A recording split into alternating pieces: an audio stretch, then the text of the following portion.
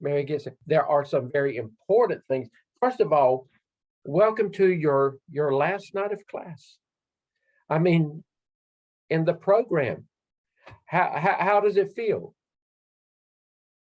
Okay, I see the thumbs up. I mean, think about when you first started, and think about now. Were there many times that you thought, I don't know if I'll make it to the end, or how many times did any of you think, did you ever say, I can't do this, I can't work this in my life and my schedule? And you say, I see Shay, your hand went up, you quit probably every time you had a major assignment due and whatever, I can't do this anymore. But somehow you work through it, and as you're too young to know this, who is it that teaches agriculture or agri-science?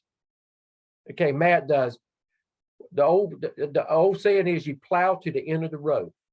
You got to plow to the end of the row, and you've plowed to the end of the row, and very, very, very, very proud of all of you. I do want to take this opportunity to congratulate, first of all of you for accomplishing what you have accomplished and being where you are. It has been just my delight and my pleasure to have been, a part of this process, and to have been the one, along with Dr. Revis, to have helped you, come to this point and to bring closure to what you started over a year ago. It has just been my pleasure. And Dr. Revis will speak in just a moment to some of that. I want to congratulate, though, Matt. Is Matt here? Not Matt. Is Philip. Philip is the one. Philip has a big day coming up. When is it, Philip? Saturday, December 3rd. Saturday, December 3rd. He's going to tie the knot. Congratulations, Philip. Hey, thank you. Are the two dogs that I saw in the pictures, are they going to be in the wedding? No, the girl dog, she would probably demolish the cake and everything. She has a addiction to food. She loves eating. So they are with my in-laws, or they're going to be at the in-laws house with one of our friends. My nephew got married last year, and actually his two dogs were in the wedding. So that's why I said that. Congratulations to Arius for the new addition to her family. How is she doing, Arius? He is well. He is well. And what is his name? Ezra. Ezra, that's a beautiful name. Thank you. How is Arius doing now? I am good and tired. All right. But our newest addition, congratulations, Michael. Michael is a new dad. That was his Thanksgiving gift. Michael, tell us about the little man and who you brought home today.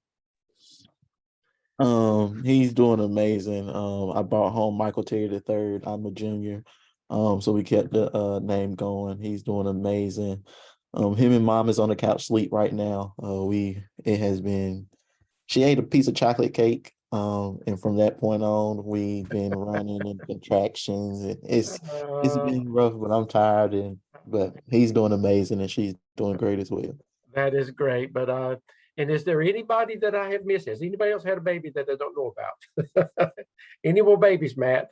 But anyway, congratulations to all of you. And Sasha, I saw your little man in your hands.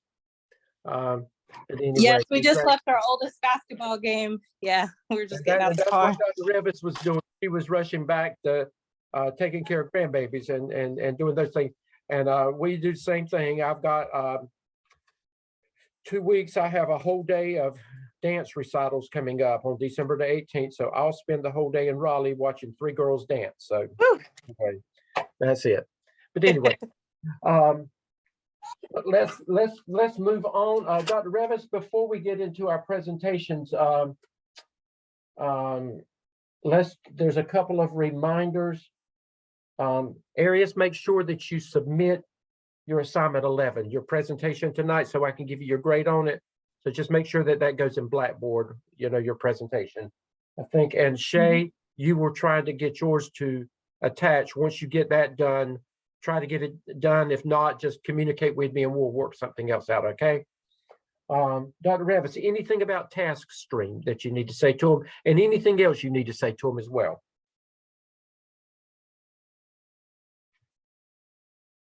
Well, I think everybody is cleared in Task Stream, except Naria, I've got to check on the last couple of your things. Were you able to get your competency analysis and School of Ed dispositions completed? I did everything when I went in there, because I actually went ahead and submitted it. I think because I thought your last note said go ahead and Yeah. turn it. I did that this afternoon.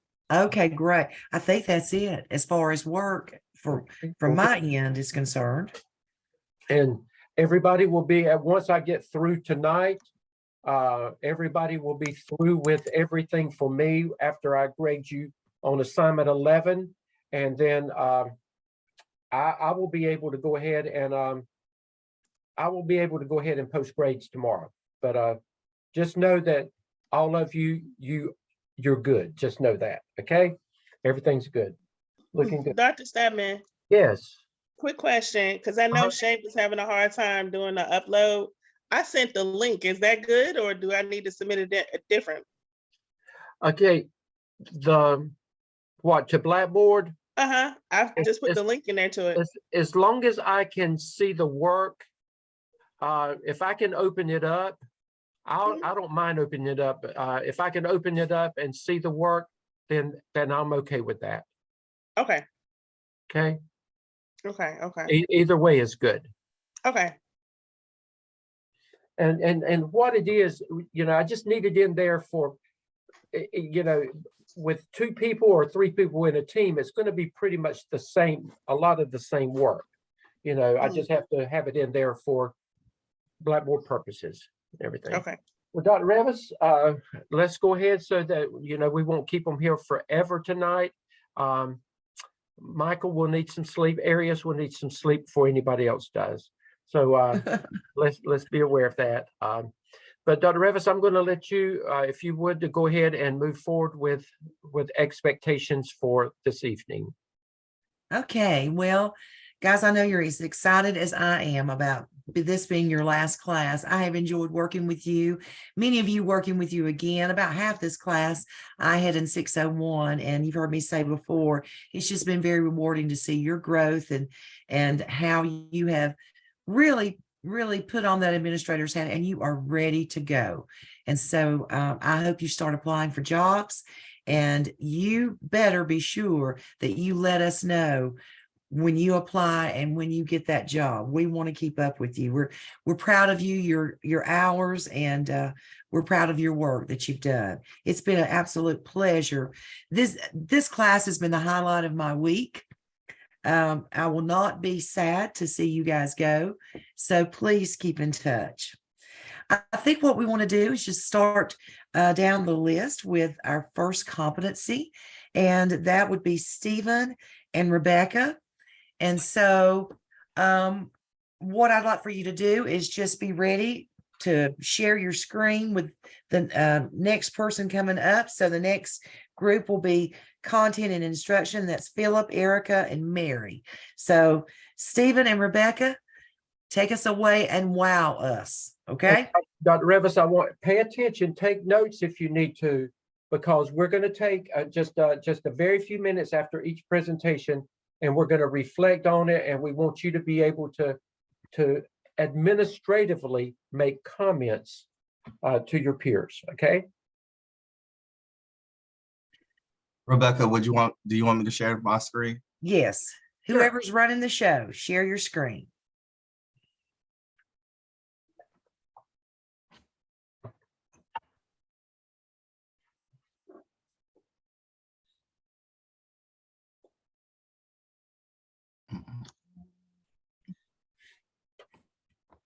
All right, before we actually begin with our PowerPoint presentation, I wanted to read what the vision and strategy for digital teaching and learning was for North Carolina.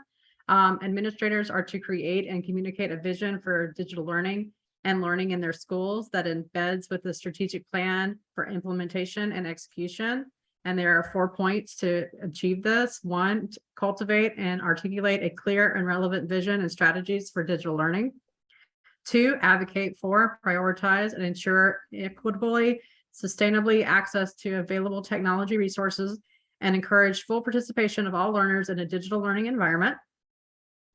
3, to plan for and use funding effectively to support and sustain vision for digital learning. And lastly, to facilitate a school improvement planning process that is centered around personalization, learning supported by a digital learning environment.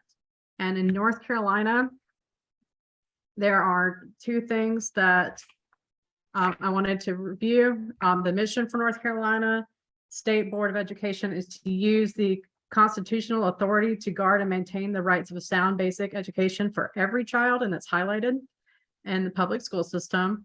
And the vision is for every public school student in North Carolina to be empowered to accept academic challenges, prepared to pursue their chosen path after graduating high school, and encouraged to become lifelong learners who will engage in a global collaborative society.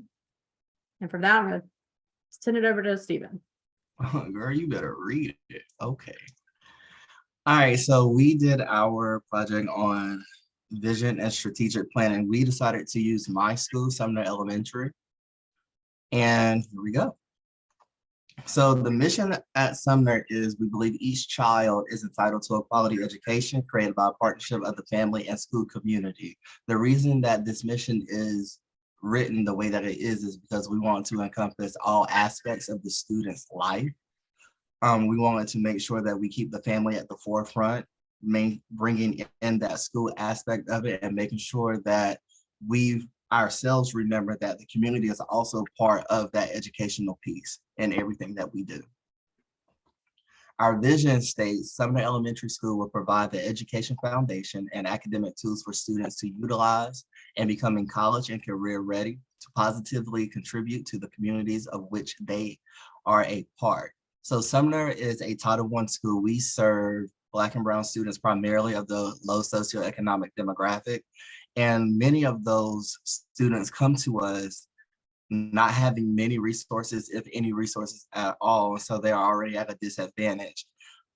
So what we try to make sure of is regardless of where they're coming from, we meet them where they are and help them get to where they need to be, making sure that they understand you do not have to be a product of your environment, but yet let your environment be a product of you. Some of the goals that are in our school plan to raise the growth rates is listed here. One of the goals is by June of 23, we will increase our school performance composite from 37.7% to a minimum of 42.6%. Reducing the amount of loss of instructional time is also a goal by June 23. We will have less than 5% of our total student population receive a major referral for classroom behavior that results in out of school suspension. One of the reasons why this is a goal for us is because we've had principals in the past that did not want to suspend. And we had principals in the past that only suspended. And so we saw how crucial it was for the children to be in school. And so we really tried to hone in on classroom management to control those behaviors and work with redirection. I was actually able to do some trainings on conscious discipline, which worked out wonderfully whenever they actually applied it. Another goal is the achievement gap. So by June of 23, we will decrease the achievement gap for African-American students in ELA by 10%, being measured by the ELG. So with that, what we did, myself and one of the other male staff members, he's our data manager, we created this club for students, not just students who are below or students who have behavior problems, but we wanted a high, mid, and low student facilitated group so that our high students could mentor our low students and our mid students could bridge that gap in between the two where they have that disconnect at. So you don't have to be in the group just because you're bad, or you're not just in the group because you're academically inclined, or you're not academically inclined by results of test scores. but we wanted to make sure that everybody had an equal opportunity to participate regardless of, specifically catering to those African American students, because for our test scores, that's where the lowest deficit was. Then our last goal was attendance. We have severe chronic absences with 20% or more full school days. So we wanted to make sure that our percentage decreased. And so far, so good. Being that COVID was so rampant, we know that a lot of the absences were due to illnesses. But what we found was parents were keeping children out longer than the prescribed time by the doctor, then they did not send in a note for the absence to be excused, and that counted against us a whole lot, as well as the suspensions before. But now we've gotten a tighter grip on it. We had the red light, green light, yellow light flyers that we sent out to parents, so we let them know, hey, this is becoming a problem. Hey, you're almost here at this chronic rate. Let's look at some things that we can do. And we all put our hands on deck to help our school social worker, so it wasn't just one person trying to handle all that situation. So this is our NC report card. Right now, Sumner is still categorized as a level D school. This shows 19, 20 and 21 were not up as of yet whenever we were doing the project. But Sumner is still categorized today with 21's scores as a D level school. And so the district has put a lot of more constraints on us because they said we cannot be a D level this school year, and we have to raise our grade. So we've been working towards that. And it is reflected in our academic growth as well. So far, we have not met the growth needed, but we have had growth. It just wasn't significant growth. Right now, this is the breakdown of our demographics. Sumner is primarily African-American students, with Hispanic students falling right under us. We do have a good population of white students or students with 2 or more races, Asian and Pacific Islanders. We have a good mix now, outside of what our demographics is showing right now. Specifically right now, our Hispanic population is a little bit closer to the African-American population, and our white population has increased by 3%. Everything else is still the same. And I will turn it over to Rebecca. All right, in terms of English as second language and people with disabilities, they instituted an elementary school bell to provide 400 minutes of instruction to the ESOL students as well as students with disabilities. Scheduling students with services always comes first. The full continuum of services is in the least restrictive environment. So students who have like learning disabilities might only get pulled for say 20 minutes a day versus student in a self-contained setting. And they perform this with a 3-tier model. Time for interventions of implementation is always done on the tiered level. You'll continue. In terms of attendance, this is a breakdown for our chronic absenteeism in Sumner Elementary, where all are about 20%, but you can see the 2 or more races was more of a 50% of chronic absenteeism. And a lot of that, as he mentioned, is due to COVID. We do need to work on chronic absenteeism in terms of the county and state level. It is much higher at this elementary school. I know this is small, but bear with me. For discipline, there's 2 parts. The action from the educator's handbook relates to various minor and major incidents in our discipline 1 report. And the redirection for misbehavior is time away from the classroom, change of seating, silent lunch, parent conferences due to behavior, and guided self-correction. So we want to focus on students getting restorative justice, where if, say, for example, you graffiti the bathroom, your punishment or restorative justice might be to paint over the graffiti. instead of getting suspended or expelled for minor incidents, which would take away from the students' learning. All right, part 2. This is more of a breakdown of the actions. Again, the redirection, teacher conferences with students, and then parent conferences. If children can be redirected in the classroom, that is always the first step. And then if that doesn't work, parent conference, and then further down the line to administrative consequences. Next. This is a breakdown for the grade performance in terms of students performing on the end of the year test. 3rd grade is only required to take a math and a reading assessment. As you can see, the math was about half of the meet the standards as terms of the county. And then for reading, they had about 35% meeting the standard, whereas the county had closer to 42%.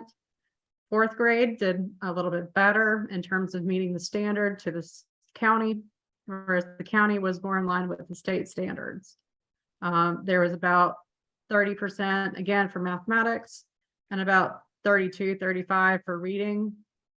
Our 5th graders for mathematics did about 37%, whereas the district was closer to about 42% of meeting the standard. Reading, again, was probably about 30%, whereas the state and the county were more in line together with closer to 41%. Science was much better with about 39% for Sumner Elementary, whereas the district and the state were closer to 60 with about 58%. And so one of the goals for North Carolina is to improve science by giving more funding for teacher training. Next. Teacher qualifications. I met with Stephen this evening and we talked about this slide in particular. He said that with new administration, they have seen a reversal. So beginning teachers at Sumner Elementary, when he did this data breakdown, was about 10.3, and experienced teachers was 89.7. However, with new personnel, half of the experienced staff left. And again, you have the reversal of beginning teachers is closer to 90%. And the experienced teachers is closer to 15 to 20%. Our action plan. Stephen worked diligently on providing an action plan for us. The takeaway was to use surveys, to ask to build relationships with parents and teachers, and to increase events where the community can display the support of the school correctly. And these are various opportunities for the school to provide free get-togethers with teachers and parents, or training that's more of a volunteer situation, just to provide the engaging opportunities for parents, especially after COVID. A lot of our parents in my district are wanting to build more connections with their teachers. Next. A continuation, encourage parents' involvement. This again is free. You know, for most counties, you have to go in and take a background check and get volunteer training, but then you can come into the classroom, you can help do projects, and all of that is free with timing. The only thing that costs any money on the action plan is if you had certain workshops, it might cost up to $200 to $500 to feed the people that come in. And I think that's a worthy cause. If you feed them, they will come. Next. Takeaways. The school submitted an improved strategic plan that focuses on the supporting struggles of the school alignment and North Carolina competencies for the 21st century classroom. This plan is aligned and already built strong, coherent plans and provides adaptations for ensuring a strong start that every student is able to continue their education plan. While the school is using high qualified curriculums, receiving high quality professional development, and preparing for lessons during common planning, there's more work to be done. As you can see, that Sumner is not at the level of the county or the state for North Carolina, but that every student is getting opportunities to prepare, develop high quality instruction every day. The leaders within a school play a crucial role. And implementation priorities outline actions that support the K through 5, ELA and math, social studies, and science. Content leaders, intervention content leaders, our mentor teachers, and student graduation plan if applicable. Finally, to be part of the visionary and strategic, a visionary leader takes and walks with the school vision. The actions constantly align with, furthermore, they have planned to have an implementation for the vision of every day. And it's up to the principal to take the lead and maintain that the vision is being carried out. And in closing, education is the most powerful weapon which you can use to change the world. And that's from Nelson Mandela. Do we have any questions or comments? Okay, good job, guys. Questions about their plan or their strategies or their activities that they have put together for improving this digital competency? Any questions or comments? I like the idea, Stephen, I'm sorry, I forget what you said the group was called. And I like that it's not pinpointed to a certain group, because oftentimes as kids you hear, oh, you're doing that because, oh, they can't do this or they're that. So I like that idea of that inclusiveness. That's awesome.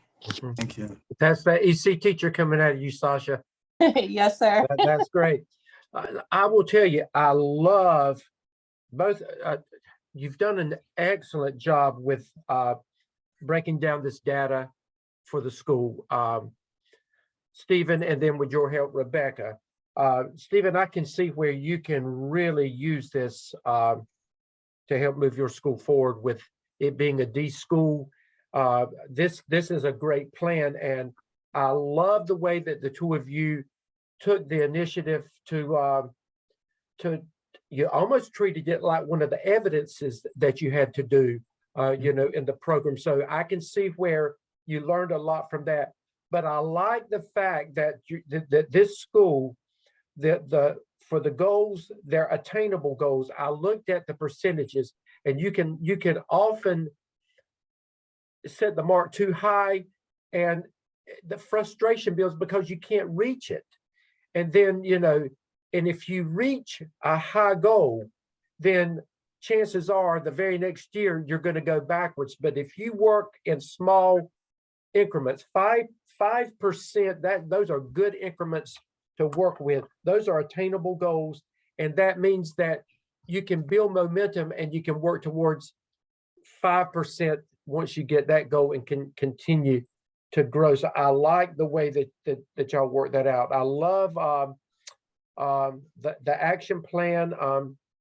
I love the way that the two of you collaborated together. It was obvious that you had worked and planned together, and that's part of leadership and part of growth. Excellent job.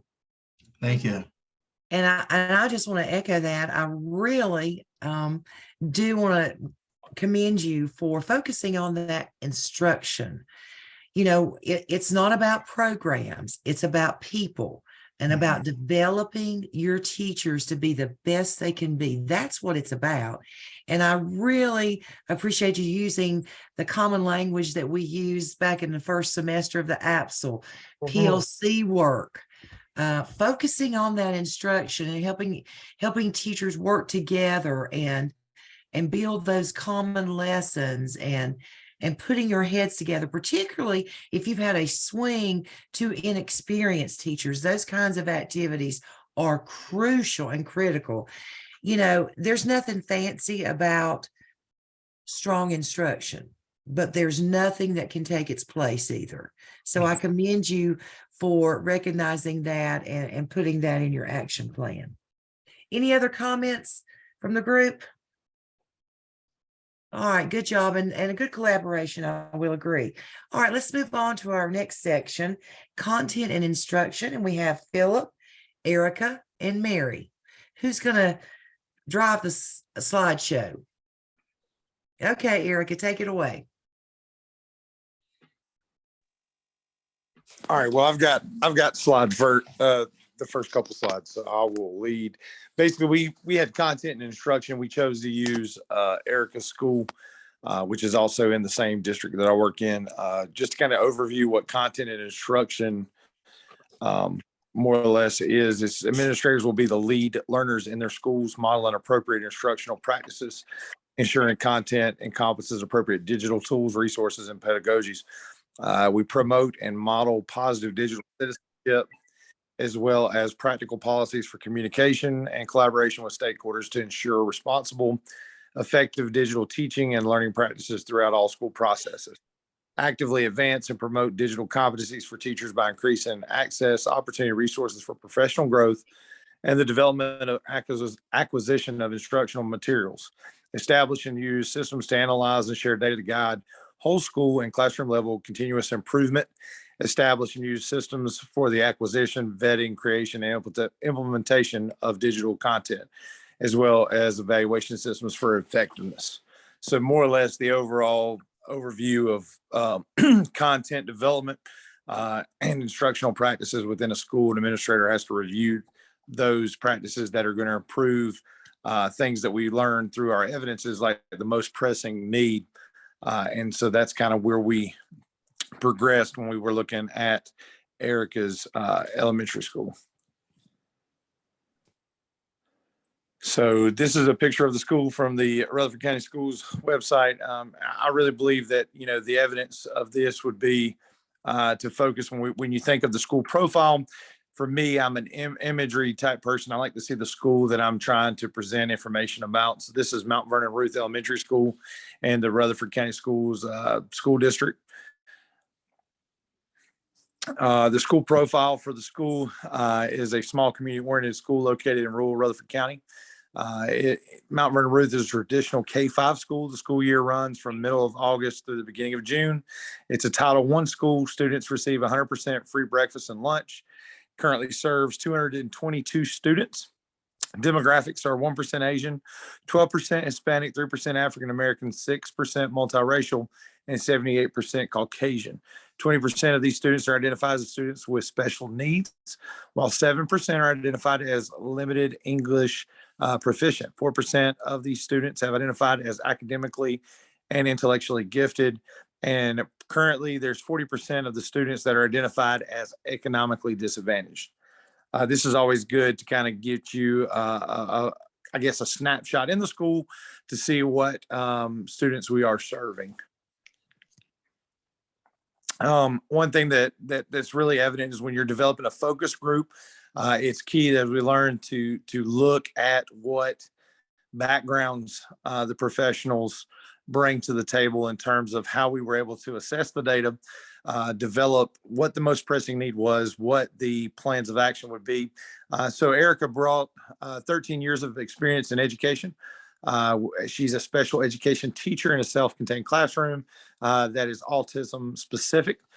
She has degrees in medical office administration, billing and encoding, sign language studies, interpreting, and a special education general curriculum degree. Mary currently works at Strom Thurmond. Her 24th year in education as an assistant principal. She holds degrees in secondary English education and educational technology. And then myself in the 12th year of education as an athletic director and PE health teacher. And I hold degrees in physical education and sports management.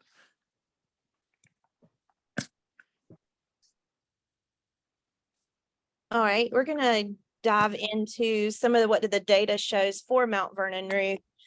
Here's our NC report card. This is for the reading performance. Currently, we don't have the new data, so this would be back from last year's data.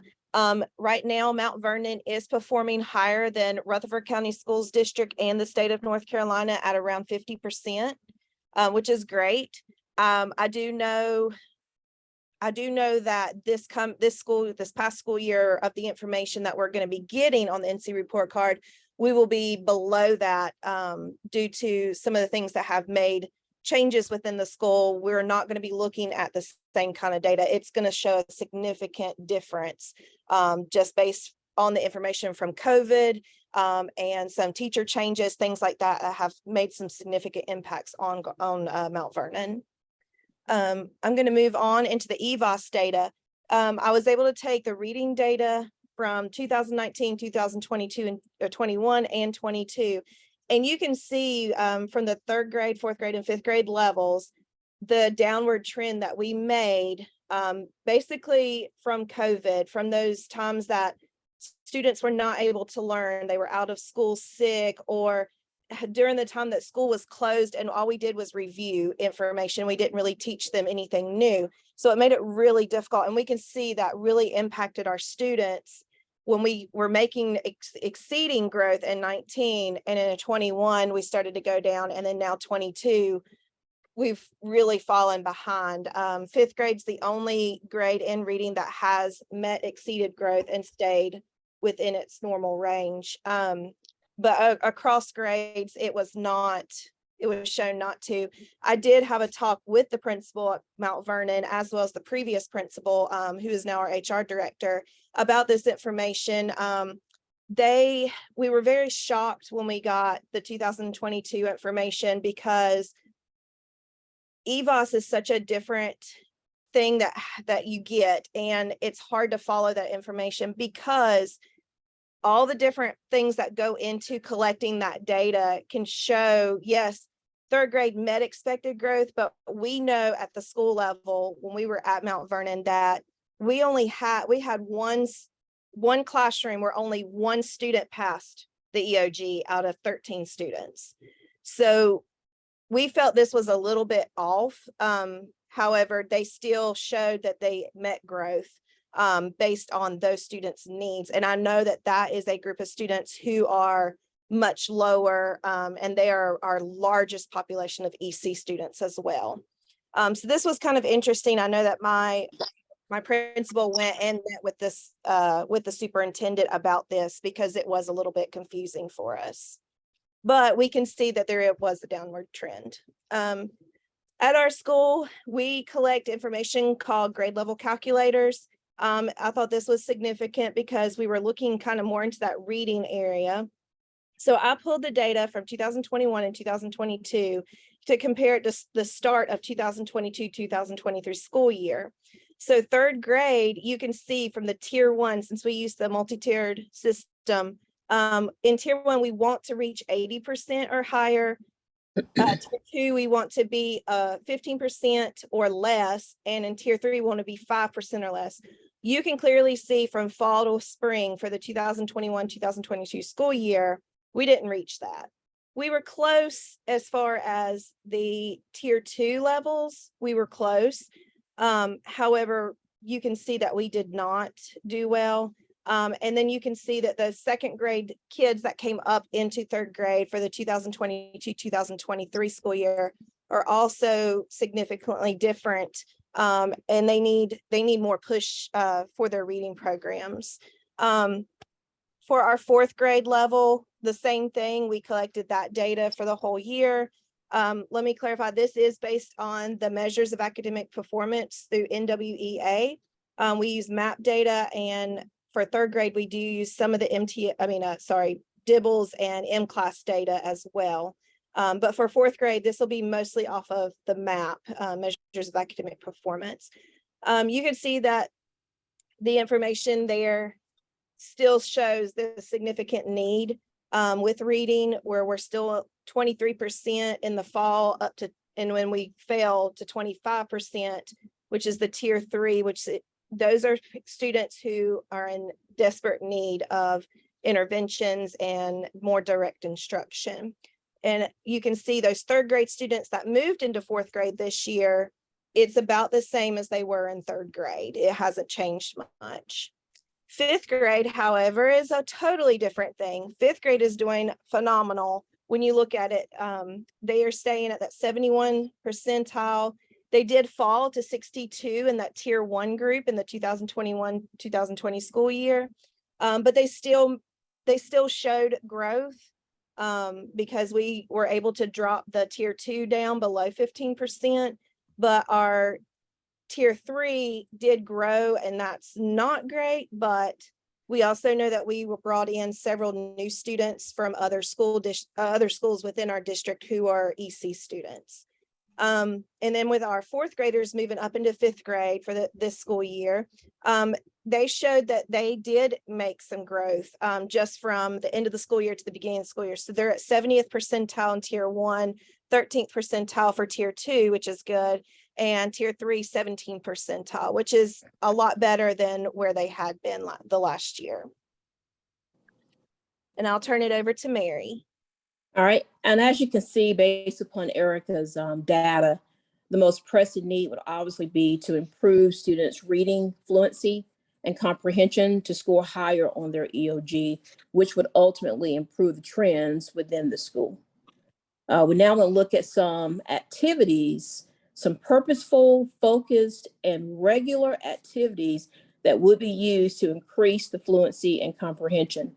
The first activity would be once a week, every other week, teachers will pull individual students for progress monitoring and record that oral reading fluency data on a district provided worksheet. And this information will be assessed when teachers show weekly progress on this sheet, which would also show a continuation of student growth. Now, the goal for this would be for students to score a 4 or 5 on the end of grade test. And the way we would know that this is successful is if students increase their reading fluency and comprehension so that they can score higher on their EOG. And the second activity would involve 2 times a week for 30 minutes, looking at the tier 1 MTSS groups. They will use a tutor to help them work on their ORF, oral reading fluency interventions. And this would take place by using teacher planned lesson plans. The tutor would use those. The goal would be for students to improve their reading fluency and also score between 202 and 208 on the MAP reading test. The way we know this would be successful is when students are able to increase their reading fluency and comprehension to score higher on the EOG. And before I go on to the next activity, I just want to say when any implementation of any type of plan, we have to have fidelity. When it comes to content and instruction, it needs to be purposeful, focused, and targeted. And this third activity would be where tier 2 and tier 3 student progress, where they're using Acadience, which is a universal screening to prevent reading failure. They would use this program to increase their reading fluency. This goal for this program would be for students to score a 2 or 3 on the end of grade reading test. And the way we know this will be successful is if students increase their reading fluency and comprehension so that they can score higher on their EOG. And our final activity that would be used to improve the reading fluency and comprehension would be for students to complete work on the benchmark universe, as well as the My Own activities, which will be loaded weekly. And these activities will be turned in for teachers to review. Another activity within that same frame would be students reading within groups for 30 minutes. And the EC teacher would work independently with those groups to improve their oral reading fluency. The short goal for this would be for students to increase their progress monitoring data. And again, for students to score between 190 and 204 on the MAP reading test. And the way we know that this was successful is if, again, students were to increase their reading fluency and comprehension so they can score higher on their EOG. Now, with these 4 activities, we certainly hope that students will be able to increase their reading fluency and comprehension. But in order for this to happen, again, there must be fidelity among the teachers. The practice must occur regularly, and students also must be able to have that one-on-one time with their EC teachers. This concludes our presentation. We thank you for listening to our plan. And if you have any questions, we'd be happy to answer.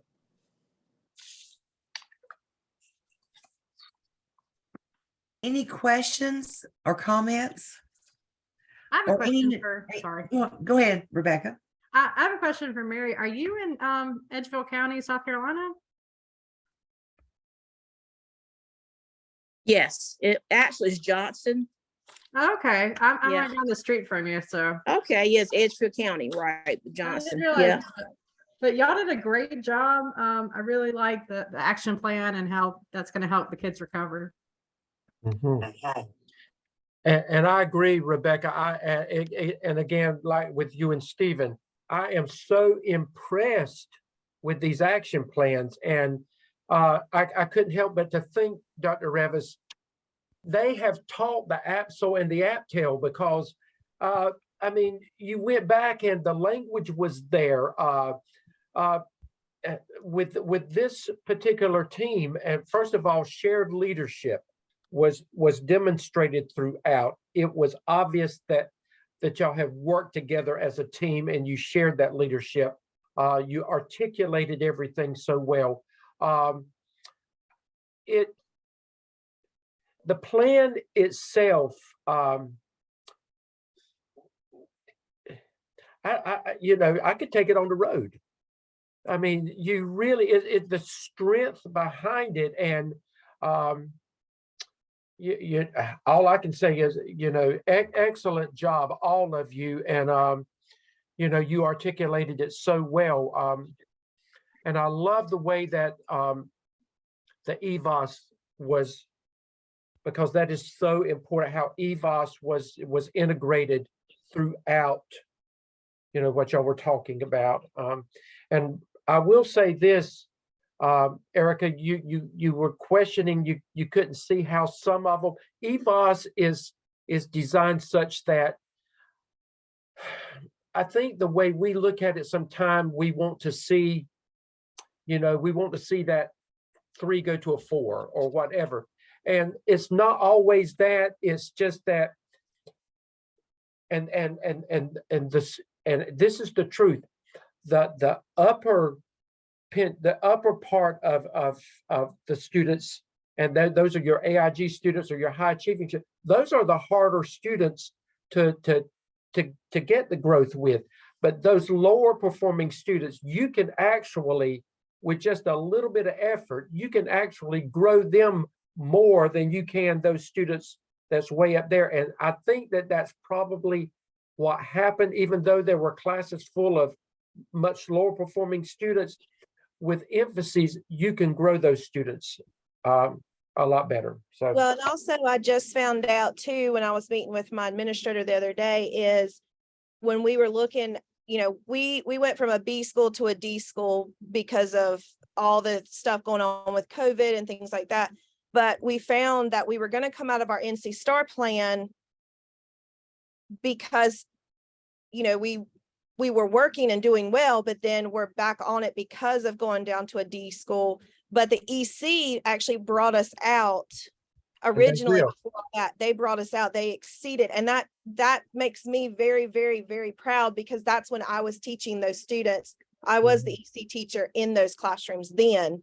Now I'm in the self-contained setting, which is a bit different. But during that time period, that's where I was. And that made me, and I talked with my administrator about it, I said, I feel like during that time, me and my TA, we were the only EC teachers in the entire school running K-5. And just to see that growth and knowing that we pushed those students to be able to be more successful really was impressive. that's great. Don't ever discount your EC population. Right, Right. Sasha? Don't ever discount the EC population. And I was wanted to say Go right ahead. quick, like I love the structure, the flow, and the organization of it. And I want to do a personal shout out to Mary. I've been with Mary, the first class, we were in the same group together. And from our first presentation of presenting in like kind of a question format to the assertiveness you had today and that little zest with fidelity, you nailed it, girl. Good job. Oh, great. Thank you, Sasha, for that.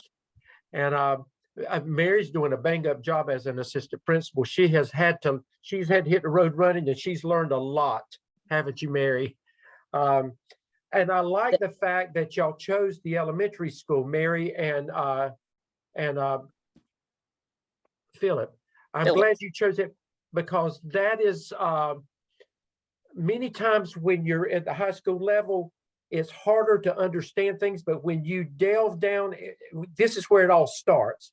And I think it helps you better understand things at the upper level when you have an understanding of of those things down at the beginning level. So kudos for choosing the elementary school and working with that as well. Dr. Revis? Okay, guys, we're gonna move on unless anybody has any other comments. Great job. I too like the collaboration. We are at 7:52. So we're getting ready to do Nairi and Shay. And I'm going to try to keep a little time on us here. And if you get within 18 minutes, I'm going to put something in the chat box for you to look at. Okay. So we're not here until 9 o'clock. Is that all right? All right, ladies, take it away.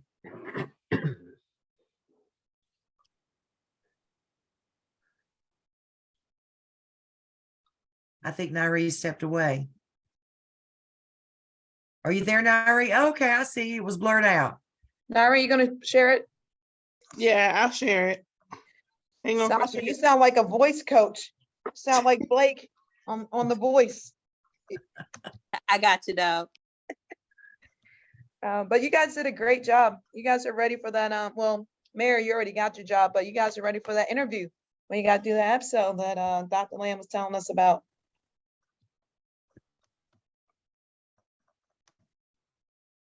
Let's see. Hold on.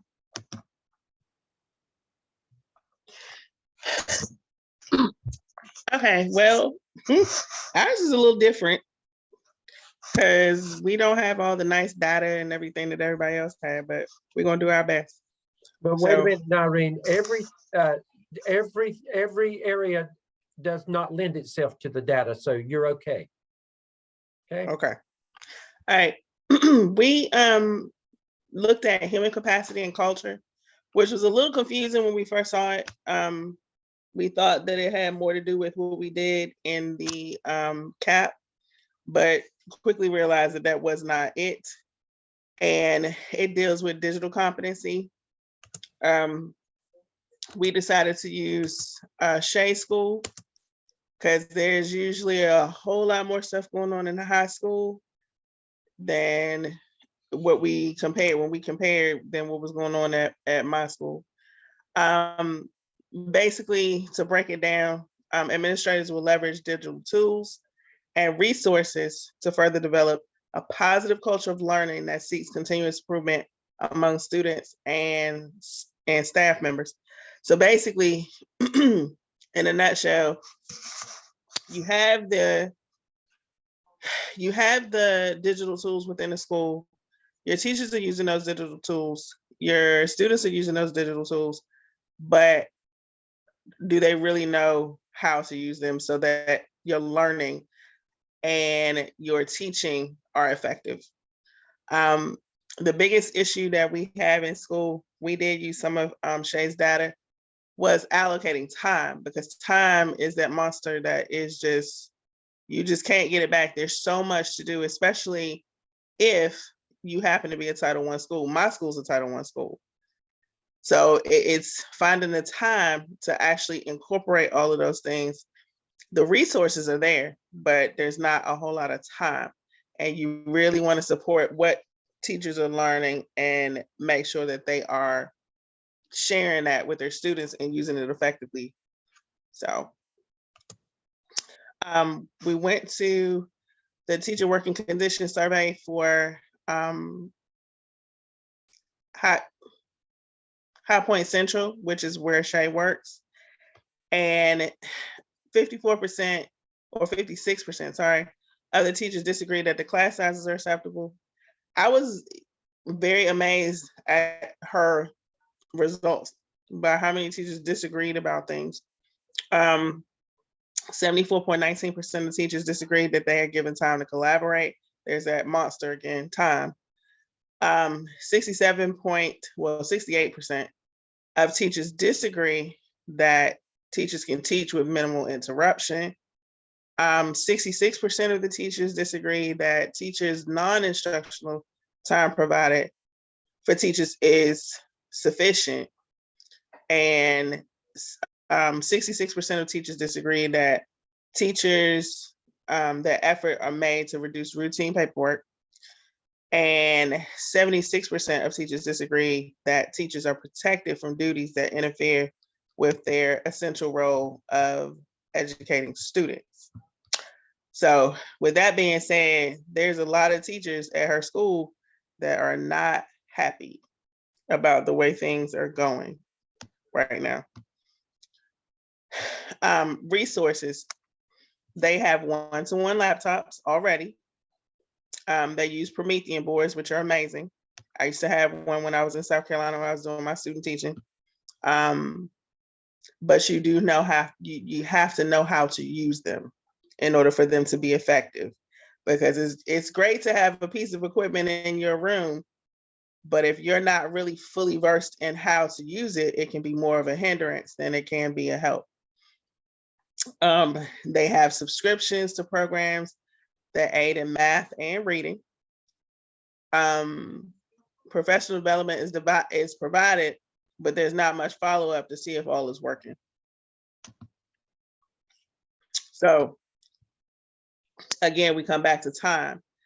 You have to have the time in order to meet that goal of making sure that everybody's using and understanding the technology and making sure that it is actually propelling you forward as a school, that it's effective. Because again, without it being effective, you're just playing around with the program and your kids are not really learning anything.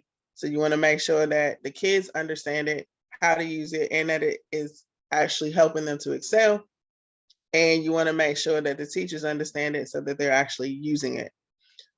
So the suggestions that we came up with was reduce the amount of weekly meetings. And this is based on the teacher working condition survey.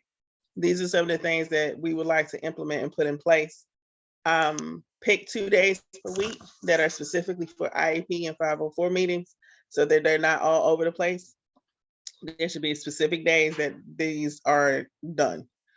Common planning. When you have common planning, teachers are able to get together and actually plan, as opposed to running around and having to sub for a class or having to do something else, and one person's in a maybe in a meeting with a parent, and then you can't meet with the person that teaches the same subject as you. You have to have some kind of common planning, even if it's once a week. There should be some time allocated for common planning. Professional development once a month, and time to implement what is learned. Let me go back real quick. So with the professional development once a month, the key to professional development at this point is surveying your teachers to see what they would like to participate in. Because it's great to have professional development and you just put it out there and you're like, okay, you need to show up on the 3rd Monday of the month and you're going to have professional development on this. A lot of times your teachers zone out. They'll sit in a meeting and they'll grade papers and they'll do everything but be a part of the professional development. So I think it's very important for you to have your teachers be a part of the decision of what professional development is offered.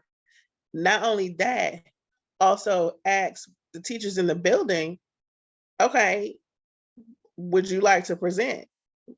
Are you well versed in this digital tool? Would you like to present? Because it might be more well accepted if it's coming from one of the peers or one of their colleagues. So that's something that's really, really important. And when I talk about time to implement what's learned, give them time to use that tool and then come back together and see, okay, are you having any issues with the tool? Are you comfortable with it? You know, is there anything that I can do to help? Maybe you have a win to share that might be helpful for everybody else. And I think that a lot of times that's what's missing. We come up with these grand plans to have professional development, but there's no feedback. Is everything okay? Do we need to, meet back up and figure out whether this is working for you? And if it's not working, how can we help it work for you? Maybe get with somebody one-on-one who actually, does the program and does it well. It's just something that needs to be considered. There's no follow-up most of the time when you have professional development. Student-centered digital learning. So utilizing digital learning components such as interactive and personalized course materials has the ability to facilitate active learning, provide instructors with data to influence instruction, and improve student results.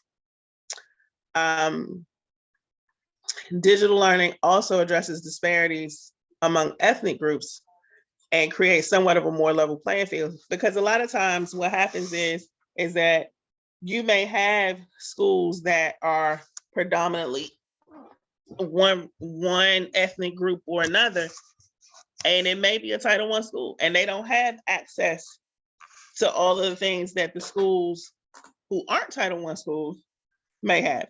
And I found that very interesting because Title I schools get a lot of money. So my question is, what are they doing with the money? Because if I'm a Title I school and the goal is to make sure that the students are successful, then where is the money going and why are there so many disparities between Title I schools as opposed to schools who are a little bit, I guess the student body is a little bit more well off economically among the student body. So, but that was one of my questions. We want to make sure that everybody gets an equal opportunity for everything, because we want all students to succeed, no matter what their background, no matter what their status is, and we want to make sure that everything is equitable. So basically, going back to professional development, school districts, they invest time and effort and resources and professional development for teachers, but it's challenging to implement whatever you've learned in a PD back into the classroom. So professional development that's meaningful and genuine is characterized by a distinct result. So you have to have somebody successfully modeling, and you have to have someone who provides constructive engagement. Because I'm gonna tell you right now, if I'm bored with it, just like students, I'm gonna check out. And I'll be there physically, but mentally, you've lost me because I either don't really understand what you're talking about, or I don't find it interesting enough because you're just talking to me. And I think that's one of the things that even as teachers, when we consider our activities, like administrators need to consider the fact of what type of learners do you have? I'm a tactile person. I have to do it. I can't just sit and listen because it doesn't go over well with me. I won't get it as well as if I had something to actually do. So when you talk about professional development, you need to make sure that number one, that everybody has a choice, because if you have a choice, you're going to be more engaged because it's something you actually wanted to do. So you need to develop possibilities for professional development that have long-lasting benefits. And that takes time. It's not something that you can do overnight. It's not something that's just going to occur and like everybody's going to get it the next day. It has to be a constant revisit. So you don't have to have a new one every month. It could be, okay, we did this one in December. Let's come back and revisit the same one in January to make sure that everybody is okay with this. Did you try it? Did you try to implement it? What strategies did you use? I think that should be a part of the sessions. I think a lot of times when school districts try to do professional development, they want something different every single time. And I think that sometimes that can be overwhelming because it's like the next, how can we say this? The next greatest thing. So, oh, this is great. Let's use this now. And then you come back and all of a sudden, oh, well, no, this is better. Let's use this now. There's not enough time to actually implement that to see if it's effective. And when it comes down to professional development, when deciding on what types of training to provide, it's important to assess the needs of teachers, which I said are already. Consider the benefit of the workshop that provides instructors with a resource they can implement the following day. Because without doing it the next day or being able to use it the next day, it kind of goes by the wayside. And some teachers will say, I don't need that. I'm just continue on doing what I'm doing. I don't need that. That's just some newfangled stuff. I'm just keep on doing what I'm doing. Create sustainable changes in student-centered instruction and technology use requires pinpointing the most pressing needs and assigning the tasks accordingly. For example, one of the things at my school that we have decided to use is vocabulary, which is great for every single student in the building. It's set to music, it's entertaining, however, they're learning at the same time. But although that's great for the students, if your teachers don't know how to use it, how are you going to actually reach that most pressing need? Giving them something that they actually will pay attention to, that they will be engaged in. It doesn't matter if your teachers are not using it because they don't know how to use it. No, Nari, Mhm. I want to draw your attention to your time here. I'm sorry. That's okay. We're about out of time, and we have not gotten to hear from Shay. So Go ahead, Shay. I'm sorry. no, that's okay. We just want to make sure everybody has an opportunity. Okay. Shay, are you ready to take over? Yes, ma'am. You want me to move it or you want to? No, just go ahead and move. There's no reason for me to share screen. Oh gosh, I gotta make that big because I can't see that.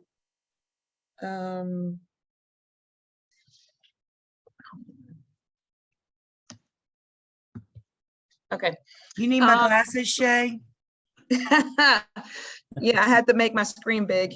All right, so as far as facilities and resources, our teachers felt like we didn't have enough resources to teach our classes. So Mary, can you just go to the next screen? So I just want to talk about solutions rather than the data, because we talked about how our teachers are pretty much not happy. So how digital technologies can be used to best affect teaching and learning for all students as far as pedagogy. So we want to be able to teach using technology and making sure that we are teaching our kids so that they can be our next generation learners, like not staying old school and just using pencil and paper. Because as you can see with COVID, it took us into really quickly into a new way of learning and teaching. And before COVID, we had Canvas. I had no idea what Canvas was. But we had all this equipment that we didn't use. And suddenly when Canvas came, we all had to start learning how to use something different and also teach our students. So I was learning along with the teachers. Next slide for me.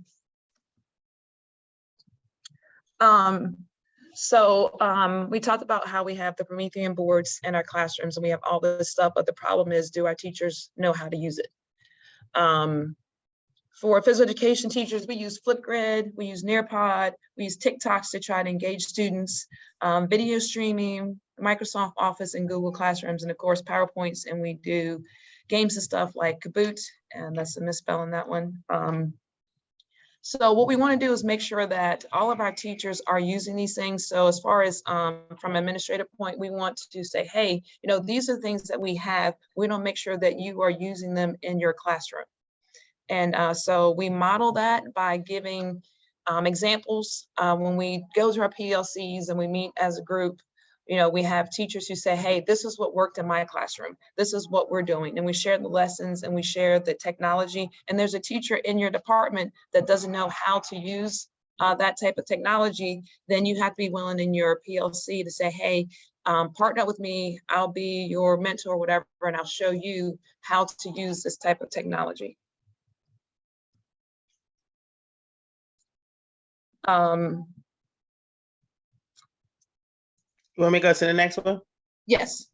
Okay.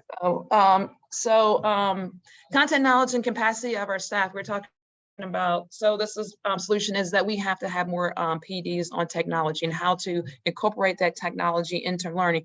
So, okay, yes, we have this Promethean board. And I'm actually sitting in office and you guys see this big one behind me. So we have that and I know how to use it, but then how can we actually train our teachers to, hey, you have this board, how are you going to teach the students from this board to actually engage them? So the PDs are going to do that, but then we also want to have this follow-up training. So, hey, we learned this one time as one PD, we're there for an hour. Okay, now how do we follow up with these teachers and say, now, what did you do in your class? Did this work? What didn't work? And how can we help you to continue to engage students or teach you more in depth about how to use this board than just the 1 hour? Instructional use for technology. That we do have shared lesson plans of successful technology and lessons. We want to do some cross curriculum learning where, so in PE, if I'm teaching physical education, how can I use technology that they're using in the history class or the math class and also do some things in my PE class that will help engage the student across the curriculum in a math or science or history class. Another thing was modeling for our teachers, modeling and coaching for our teachers. So as admin, how can we let our teachers know exactly what we want from them and what they need to be teaching? So definitely for new teachers, we're going to have mentors. And even for veteran teachers, if they need a mentor or want a mentor, we're going to make that an option for them as well. We want to visually show and give guidelines to what it looks like to be, what it looks like in a classroom. As an administrator, it's like, hey, this is what I think it should look like in your classroom using technology. So we're giving out guidelines.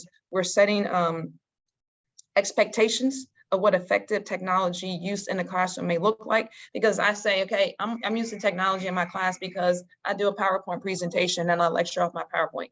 For me, that may be using technology, but as an administrator, it's like, hey, that's not what it is. So then I need you to show me exactly what that looks like. And then that expectation is set across the entire staff. Curriculum support from our curriculum facilitator. What we do with that is we have our curriculum facilitator to do walk-ins and inside the classrooms, and teachers who are struggling with using technology or even just paying attention to the curriculum and what they're supposed to be teaching. We'll have one-on-ones with the curriculum facilitator where they can meet with them, a couple times a week.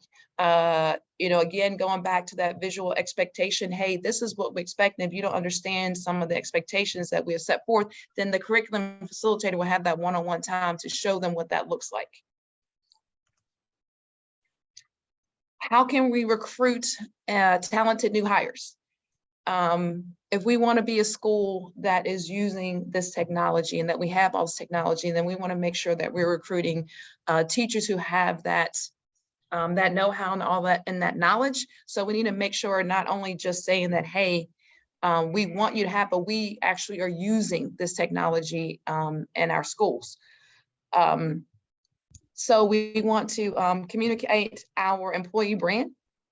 So that means like, hey, come teach at our school. We have these Promethean boards. We are a one-to-one school. This is expectation in the classroom of using technology and engaging students. We want to build relationships with substitutes. Add the skills assessments to the hiring process. Well, maybe we have a Promethean board and we say, hey, this is what we have. Give me a lesson that you can do on this Promethean board when we interview. Using social media to recruit teachers, and also referrals from current and former teachers to get these talented teachers in and get them to come to our school. Shay, we have about 1 more minute. Okay, so another way that we can recruit talent is make sure that we are showcasing our best teachers, and we use them as, say, hey, we have the teacher of the year. We had Allison Kelly. She was extraordinary educator. We want to make sure that they know that they're us not coming to a school with mediocre teachers, but we want them to be as good as the teachers that we already have on campus.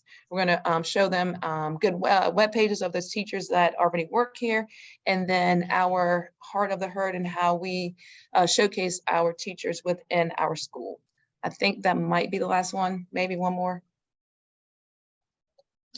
How can technology to facilitate reflective and two-way feedback? Having the walkthroughs, the digital surveys, lesson plans. As an administrator, you want to come in and make sure teachers are having lesson plans. So we set up, hey, like we want you guys to have a notebook that's set aside so that when we walk in as administrator, we can just open up our notebook and see what your lesson plans are. As far as technology, we have the principal's blog that's going out weekly to make sure that we are communicating with the staff and the community. Again, we're going to use TikToks. We have Canvas. We're going to put announcements, class updates, grading, classwork, digital progress reports, not just the paper. We're going to use Google Education and Microsoft Office to make sure that we are communicating with the students, the teachers, and all of the stakeholders that are involved in school. Trying to Great. go through that fast. I just want to say you two did an outstanding job in unpacking that competency. I was very impressed by that. Every one of these competencies are just chucked full of stuff that you have to do. It can be overwhelming, but I want to go back and hit on what Shay said. And I know this was a collaborative effort, but so many times we expect teachers to implement a new strategy or to implement technology, but until they can see what it looks like, it's hard to just describe that kind of stuff. So I applaud you for talking about the importance of showing them what effective instruction looks like when you infuse digital learning. If they can't understand it, they can't replicate it. That's right, So, Dr. Revis. I just feel that's such a vitally important piece of anything we do. I was so glad you guys put in that last slide, because the whole time through this, I was saying, where is the monitoring and feedback? Where is that piece? And you finally got it there at the end. So I appreciate that. And Any Dr. other? Dr. Go ahead. Revis, and while Team 4 is getting ready, I just want to say, first of all, I saw the AppTel, I saw the OMA, I saw the SCIP, I saw the CAP, I saw data. You unpacked the teacher working conditions survey, but the thing is, you had a plan of action. It was not the one that you used, but you clearly had a plan of action. And you explained that. This, ladies, this is almost a whole day of staff development, what you ladies could have unpacked and told. You did a phenomenal job. I could go on and on and on and on. You taught student focus, teacher focus. I mean, there were so many layers that you unpacked in that. All I can say, excellent job, both of you. Excellent job. Great. All right, let's move on to group 4, personal growth Thank and you. connectedness. And this is Sasha and Matt. Now I'm going to start the timer when you get started, okay? And I'm giving you 18 minutes and my timer will go off. And then you know you've got 2 minutes to finish up. I'm a fast talker too, guys. So just throwing that out there. Go ahead, Matt. You are, Sasha. You may need to slow down. Yes, ma'am. I'm just kidding. Dr. Revis, don't even worry about looking at your watch, because we're going to hit the gas on this one. So you're going to be in good shape. But we're going to do a great job on this. And I've enjoyed working with Sasha. She's been really easy to work with. And I think we put together some data that hopefully we'll be able to show you. And we're looking at my school, and it was pretty neat that Sasha let us choose Crest High School. It's another high school setting. And it's neat to get another set of eyes to look at the data, in addition to what I've been looking at for the last 20 years of being an educator there, and then doing all the evidence work that you guys have required us to do. So it's neat to have another set of eyes to look at that. But let me just quickly, before we get into the personal growth and connectedness, and let's talk about painting a picture of the school. I really like how they had Mount Vernon Elementary earlier on, and that, like, doggone, that's a good idea. You see the picture of the school, but to visualize Crest High School, it's 1,100 strong students. It's a rural part of Cleveland County. It does serve some very rural parts of the county, as well as Boiling Springs, which is home of Gardner Webb. So we get to serve that area within our part of the district. So it's very diverse as far as the socioeconomical status of our students. So with that 1,100 size school, we're about 70-something% white, with 22% African-American, and then the rest fill out either non-disclosed or Hispanic type demographic setting.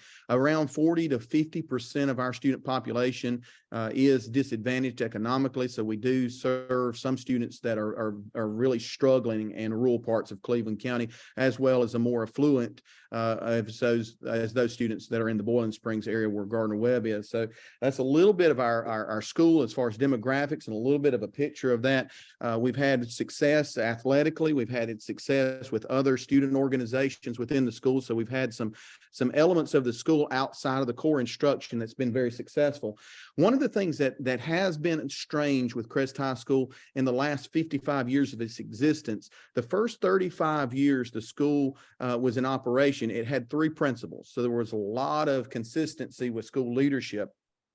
In the last 10 years, there's been approximately, counting the sub that was the superintendent currently, we've had 5 different principals. So we've seen a lot of administrative changes, and we're in the midst of a new administrator who is in the second year. He's been at Crest 1.5 years. So we've seen some changes with the instructional leaders, or with the leadership element of the school. And I think that's worthy to point out in this. So as we look toward how we apply this school to our part of this presentation, Sasha and I are going to bounce back and forth. We're going to kind of approach this a little bit differently, and we're going to hit 2 slides, and Sasha's going to drive us into this, and then we're going to look at the data and kind of bounce back and forth, painting a picture, and then looking at some reflection on each of that. Sasha?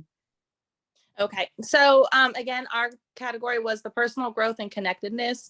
And what we're looking at is how administrators will develop a personal learning network to support that growth. We're going to be looking at reflecting and sharing, modeling emerging practices, focusing on that technology piece, and then also connecting yourself with other educators, administrators, industry experts nationally and globally. And then also evaluating those practices. You can't move forward if you don't know where you are or how you're progressing. Okay, Matt. So in order to grow as a leader, the first part is to determine your baseline. So me and Matt, we decided these were going to be key areas that we pulled school data from. And we pulled them, the EVOS, the report card, graduation rate, work keys, the ACT, and the teacher working conditions survey. Looking at our EVOS data for Crest High School, and this is interesting, and intentionally left this slide a little bit out of date because it has in the new EVOS data release, I think you see a result of an administrative change and a strong leadership structure that's come in the past 1.5 years of our school's existence. And it's been fun from my perspective to be able to watch that and learn, especially while going with the Gardner Webb experience that I've had, to see this administrator come in and sort of change some of the stuff that we see. Now, there are a number of areas that we still are struggling, but we're going to begin with the EVOS because we have seen in the past 1.5 years tremendous growth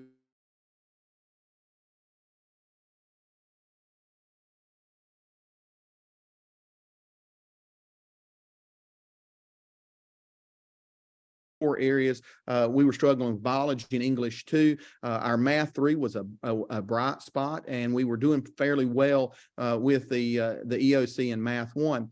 All of those areas have now improved in the past 1.5 years with this change in administrative leadership. We've seen biology scores go much higher. The only one where we did not meet expected growth or we're falling short on now is the English 2. So we've seen tremendous growth as far as the EVOS data. That has resulted in our school's report card going from a C, which has been pretty stagnant in the past. You can see up until 2014 is the last time our school was rated as a B. And as far as meeting growth, we have not met growth until and most recently was 2014. This year we exceeded growth and we were classified as a B school. And I put that little quote in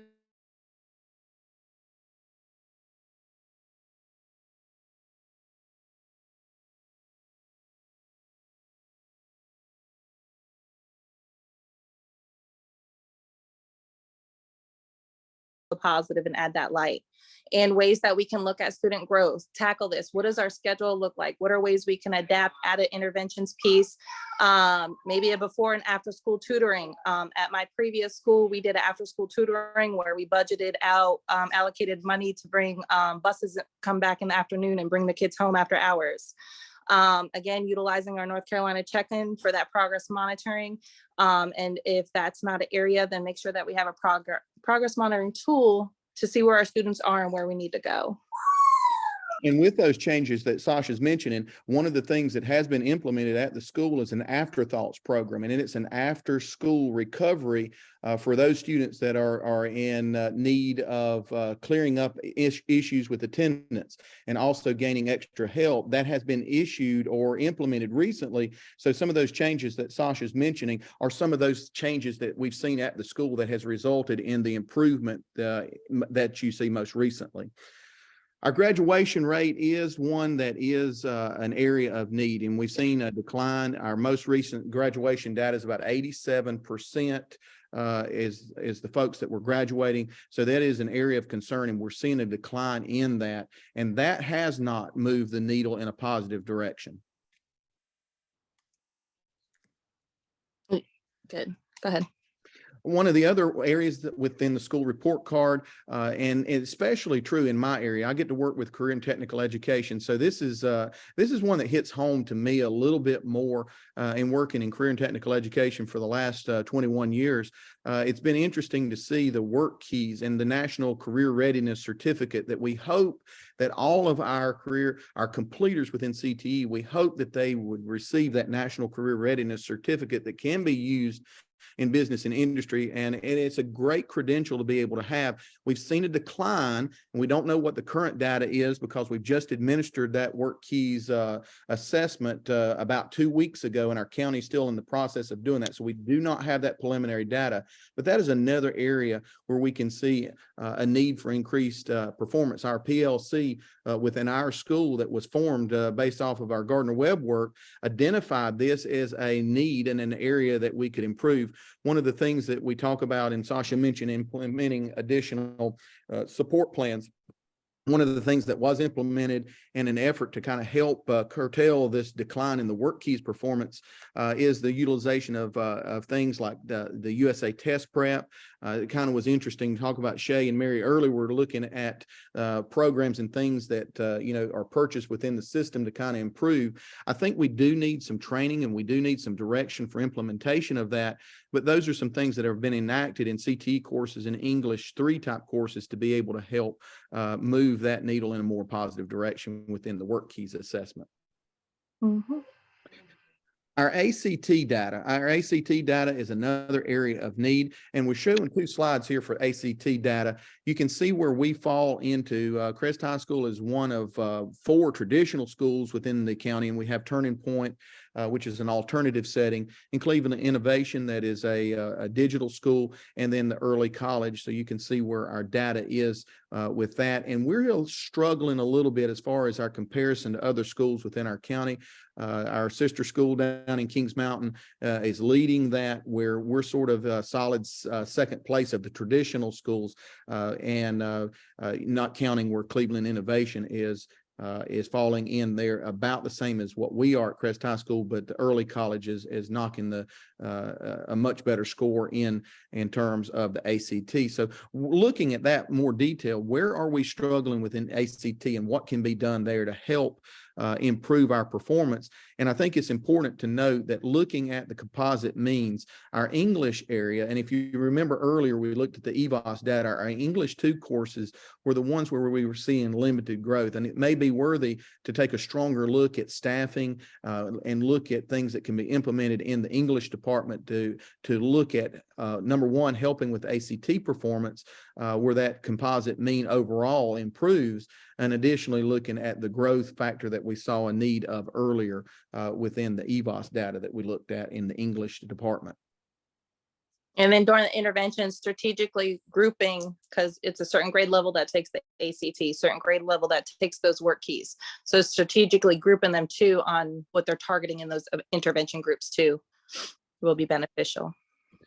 So diving into the teacher and working conditions survey, and we're going to look at a couple of pieces of data and a couple of graphics here, and it's not a really neat Christmas tree like you'll see some schools that are really in difficult shape. But you see, one of the things that points out from our school, we see some pretty good data here, but we see a need for faculty to be more involved in decision making. Additionally, we see that the faculty, there's a need for that decision making and a need for maybe increased empowerment within the faculty that we have at the school, because that sort of shows up within that teacher working condition survey when we're specifically looking at empowerment. When we look at the leadership part of that, it's not near as obvious as what you see with the empowerment issue. So there may be a need at the school for an additional structure where teachers are more empowered to be able to solve problems and make decisions within the school. The leadership element seems to be obvious and seems to be in place, but as far as empowering those leaders within the school to be able to drive some of the policies and procedures and practices within the school, there may be a need. Mm-hmm. And looking at teacher resources and finalizing this teacher working condition survey piece of the data, the school's dirty. That shows up really obviously there. We need to do some things within the school to help maintain and to make sure that the building is more clean. But as far as general resources, that's the only sort of anomaly that you see within the teaching working condition survey in terms of resources. And tying to that too, as a leader, I think it's important. Don't forget your custodians, janitors. I know in each school they're classified as something different. They're people too. They want to be known. They want to be, represented. Be good to them, because that will help enhance that too. If you're going to half-ass them and act like they're just that's just the cleanup guy, he just takes the trash, then we're going to get scores like this too as a leader. So just make sure that you include them in your shout outs. Even in the morning announcements. Hey, Mr. I appreciate you. It'll go a long way.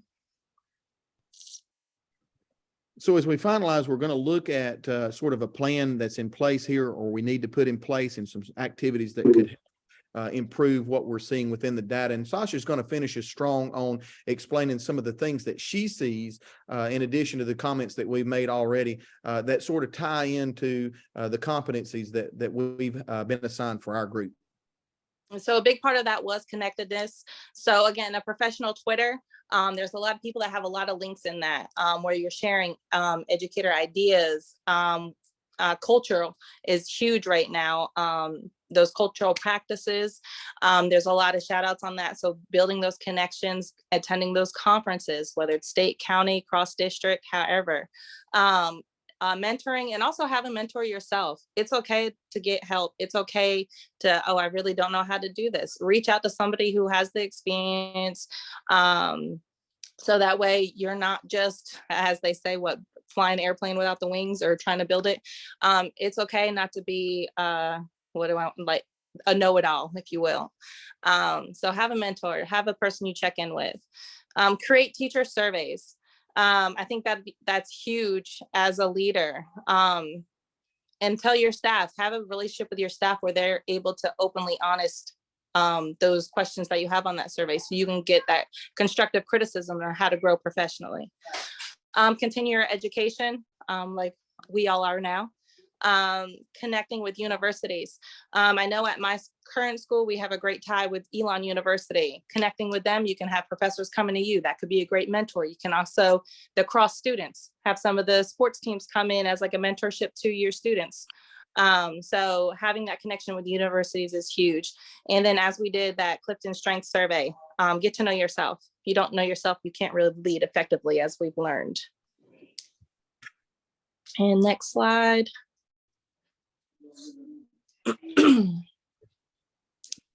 And overall, wrapping this up, it's important to understand and know the data. I think that helps us with this connectedness part, and we see the need within the data that we looked at, especially with the teaching working condition survey, and being more diligent and more intentional about connecting the staff, and understand what the staff needs and what they want, what the employees and the folks in the school are, what their thought process and what they feel is important to help them do a better job serving students.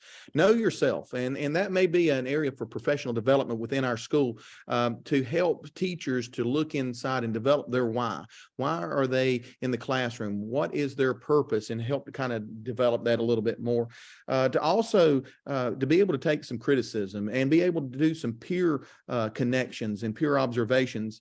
And that mentorship piece is so important as well. And that is a lacking element within the school that we've been looking at too. Connecting to the professional groups outside of the school. A school advisory committee may be good to connect to some of those professional groups. And again, to do some PR with Twitter, partnering with local universities that are right down the road, and maintaining some conferences and some pieces that can come to help professionally develop the staffing that's there. So that's an important part of what we've got overall. With your school improvement plan, I did want to know, don't have your friends on the team, your favorite teachers. Make sure you have that teacher that's oh, here we go, Sally's gonna ask another question, because it's good to get some of that bumping heads sometimes, because I feel like you can grow from that, you can learn from that, and seeing that. Even the challenging parents, have a challenge parent on your team. Yeah, you might not want to hear them at a 4 o'clock, 5 o'clock meeting, but they will have good data and good representation to come to that meeting too, which could really grow your school overall. And then our last slide was the end. Just, kind of appreciation, Dr. Revis, Dr. Stedman, and our peers. Thank you guys for being open, honest, and real in our journey. Well, thank you guys. Very, very well done. And Matt, you're correct. I did not have to ding the timer on you guys. A couple things that I thought just kind of stood out for me. Well, let me ask you this. Is there anything that stood out to you guys? Any new ideas that you got from Matt and Sasha? Any new perspectives? Me. I did. Go ahead, Nari.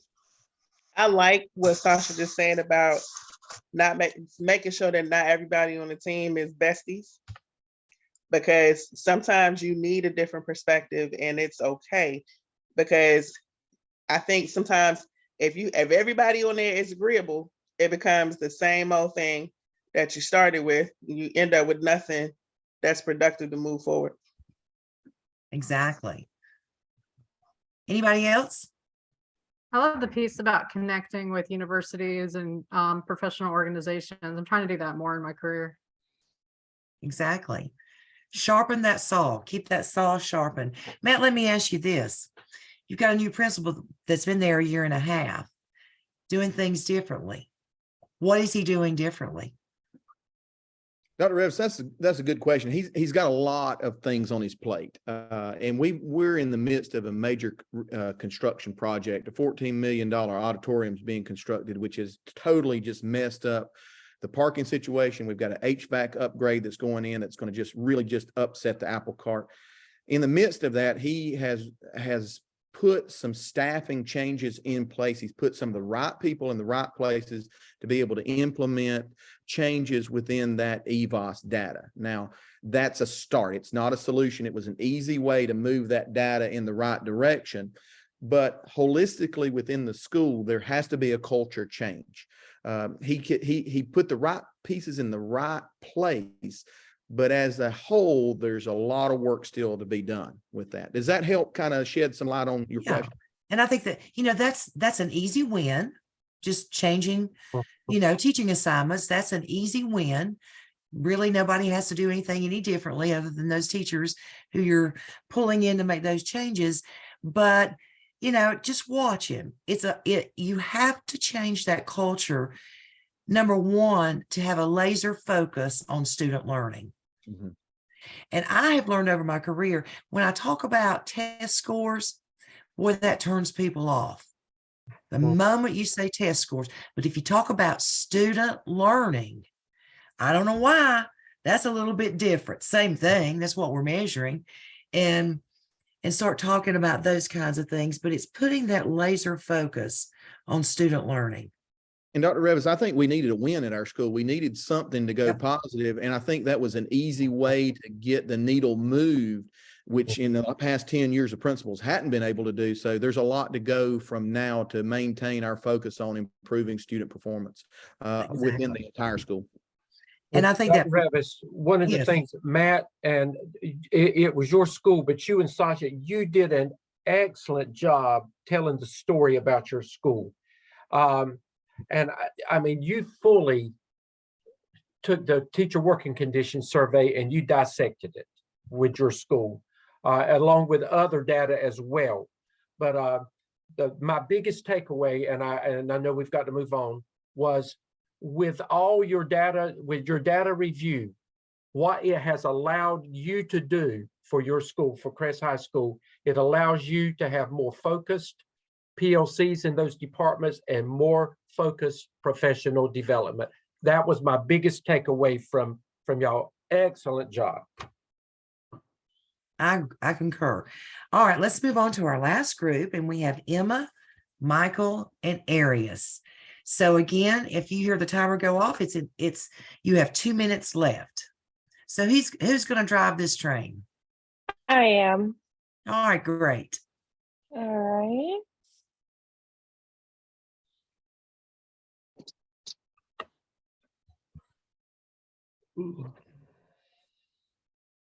Maybe. There we go. Can we all see it?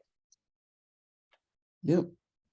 All right, awesome. Michael, I think, is going to start off with our intro and then we'll get going. Yep. So good afternoon, good evening, well, good night, really. I've enjoyed everyone's presentation so far. Just bear with me. I'm extremely tired. This baby is going off the chain right now. But we had community building action steps. We chose to use Emma School, which is Greene County Middle School. And we really wanted just to find ways to make sure the community is supporting our teachers and our students.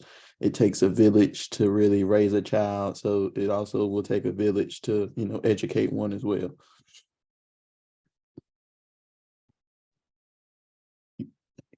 Nope. Sorry. There we go. Perfect.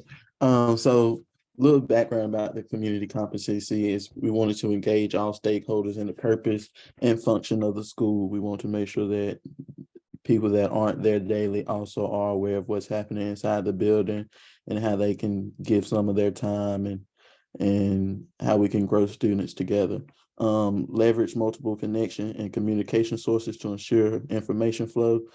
Just making sure we are clear of what we're doing, make sure that people are aware of the opportunities that we have inside the building. Also to give some spotlight to some students and just, also help connect our students to those outside connections. Responsible use of technology to facilitate communication. And I think in our conversation making this PowerPoint, we talked about how students can lead that drive as well, giving them the opportunity to lead, the opportunity to see teachers in a different light. So we thought about this using technology to really get our students to learn how to make connections with external stakeholders as well, and then create and maintain open discourse and collaboration. Everyone has a different view, but we all can come together and work as a community to support our students. Awesome. So I'm going to talk about the data that came with Greene County Middle School. So one of the biggest issues at Greene County is our communication and our parent involvement. This was taken from the most recent teacher working conditions survey, and you can see right there on A, parents and guardians are influential decision makers in our school. We had only 36.17% agree with this statement. And that's disheartening. And of course, you have to factor in the COVID-19 epidemic. You have to factor in that, we had a closed campus for 2 years. But really, there is not much of any relationship right now that the school has with our outside community.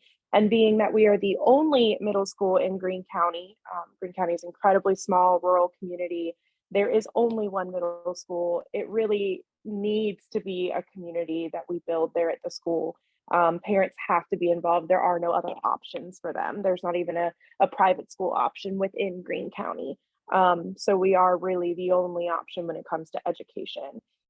We can also see right there that this school does a good job of encouraging parent and guardian involvement. Teachers, 70% of us basically said that we do think we do a good job of encouraging it, but there's some kind of disconnect between that encouragement and then the actual follow through of having our parents and our guardians in the school, our parents and our guardians involved in the process of educating their student.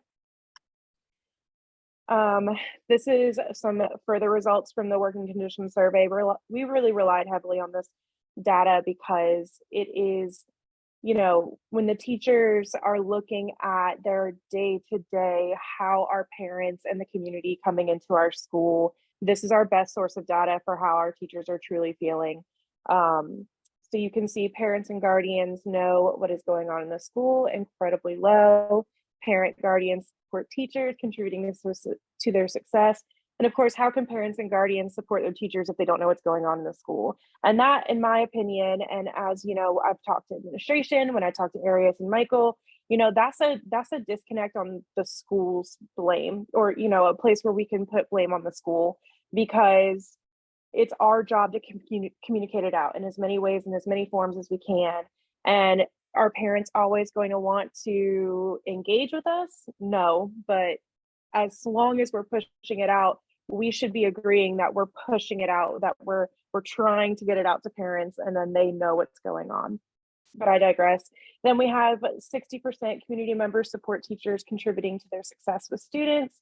And then only 60% agreed that the community we serve is supportive of this school. So overall, this entire portion of the teacher working conditions survey, it's been a huge conversation within our school. It's a huge conversation within the district as a whole, because again, as we are such a small district, we are not the only school that is seeing data like this. Our high school has very similar data where basically after we get those students moved through the elementary program, once they get to 6th through 12th grade, there's just a massive disconnect when it comes to parents and guardians being involved in the school and being involved in their students' educations. Some barriers that we come up against: if you look at the diversity of our student population, our Hispanic and Latino population is at 34%, and that's actually a pretty low count. Our most recent said that we're more at 37, 38%. And so we have some massive language barriers that exist within our community, which make it, in our opinion, a little bit more difficult to engage our parents in.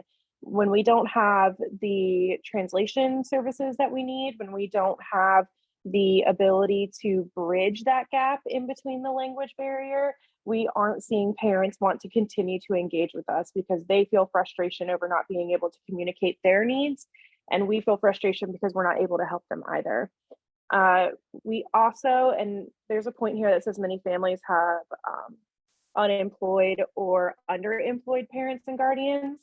And that's going to connect to this slide as well. This is our educational attainment within Greene County. So you can see the green bar is our Greene County educational attainment. And as compared to Lenoir, Wilson, Jones, these are all of our neighboring bordering counties. We have a much lower educational attainment in our county than all of our surrounding counties. So not only are we dealing with some language barriers, but we're also dealing with families that do not necessarily have a strong relationship with education. being that there is only one elementary school, one middle school, one high school, most of our families came through the same school system. And if they had negative experiences when they were going through, or when they had older siblings coming through, that negative relationship is just being perpetuated again and again and again. And the cycle continues that our school system is just not reaching out and engaging with these families properly. So we have lots of barriers that contribute to this challenge of why the feeling of community is not higher. But the positive there is that we do have a lot of options available to us to try to bridge this gap. Community building is such an important part of education in general across the state right now, particularly post-COVID. So it's an optimistic thing that we have lots that we can do to fix this problem. But when we look at it as a whole, it's a pretty discouraging challenge to have at this time. And so to summarize the data, because I know that was a lot to go through and I'm trying to be respectful of everybody's time. Teachers are feeling that parents are not influential decision makers, that they don't support teachers, and parents don't know what's going on at the school. Overall, the school could do better at encouraging parent involvement. Our community challenges, we have quite a large language barrier due to our large Hispanic population, lower educational achievement levels than our surrounding counties, and then of course, bad experiences with our educational system among families, particularly those with many children, many siblings coming through that same school system. And Arius? So now we've talked about our areas of concern. Now let's talk about possible solutions so that we can start building community with parents, guardians, and stakeholders within our surrounding community. So here's 4 areas that we think we can engage our teachers and staff members in helping our school build community with the surrounding people in our county. And so we can have community events, partnerships, we can start partnerships and sponsorships, we can start engaging in more communication and create a parent advisory council.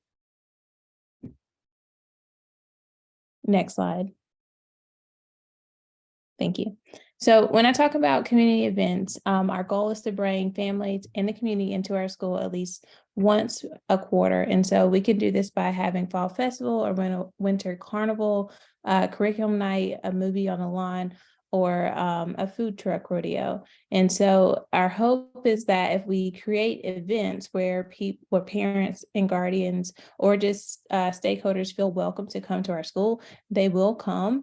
And then we will be able to engage in meaningful conversation with them about what's happening in our school, the supports that we need for our students and teachers, and we can start moving things along to implement the things that are needed so that our school can thrive when we're talking about community.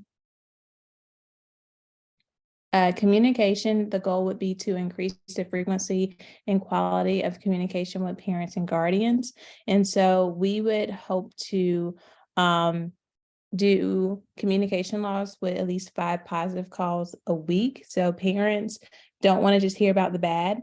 They want to know when their child is doing well, and that actually helps to build rapport with them. Because if you're just calling to say that Johnny was teasing Sally or whatever, that's not helpful to parents. I mean, they want to know when their kid is not doing well, but they also want to know when they're thriving, so that when they come home, they can talk about that with their kid. We are going to increase our remind usage. We're going to increase all calls, and then we're going to increase our use on social media. And so we might even engage in doing some of the TikTok dances to get students and parents and community stakeholders more enticed and interested in what's going on within our school. As far as partnerships and sponsorships, our goal would be to increase partnerships and sponsorships with businesses, churches, and nonprofit businesses.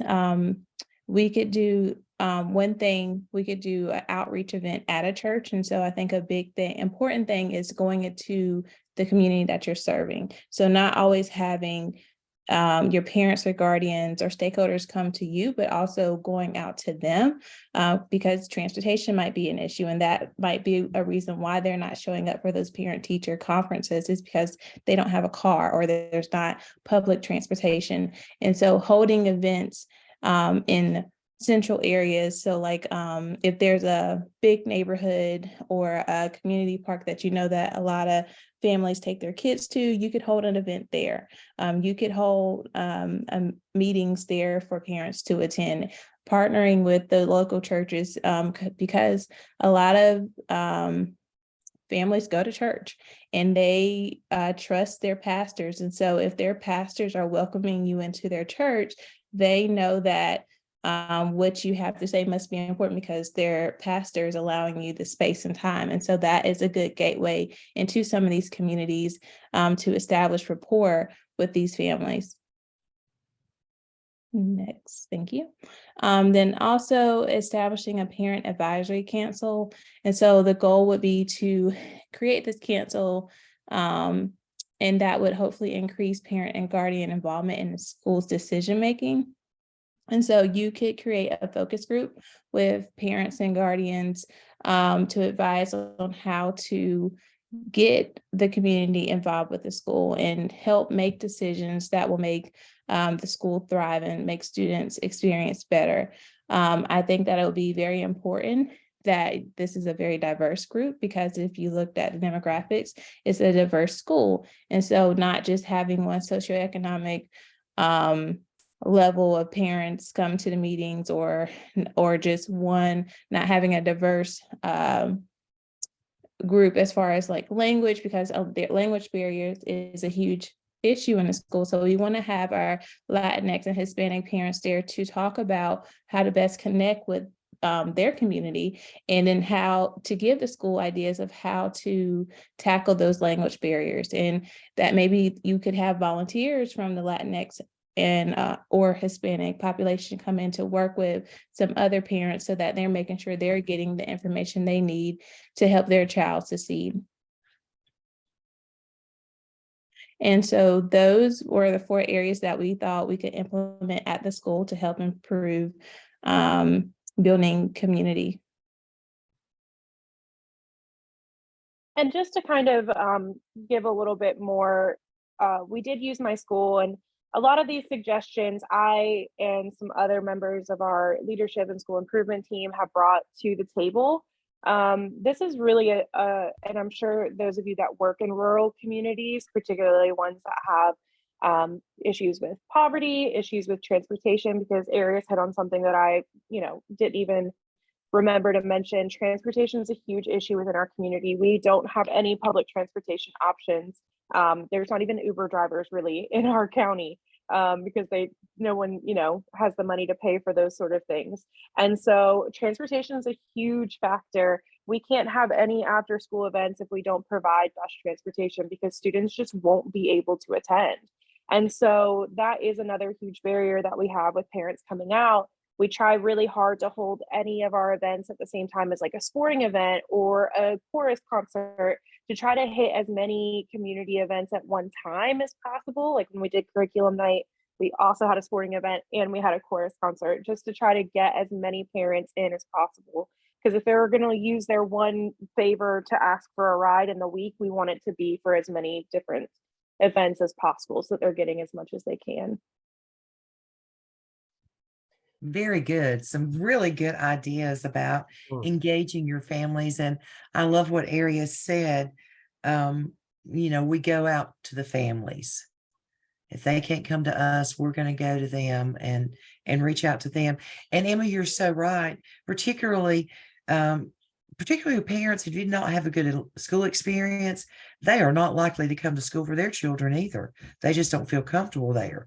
So we have to be very purposeful in reaching out to them and showing them that it's a different day and we need to partner with you and want to partner with you, and we want to hear what you have to say. We're on the same team, kind of thing.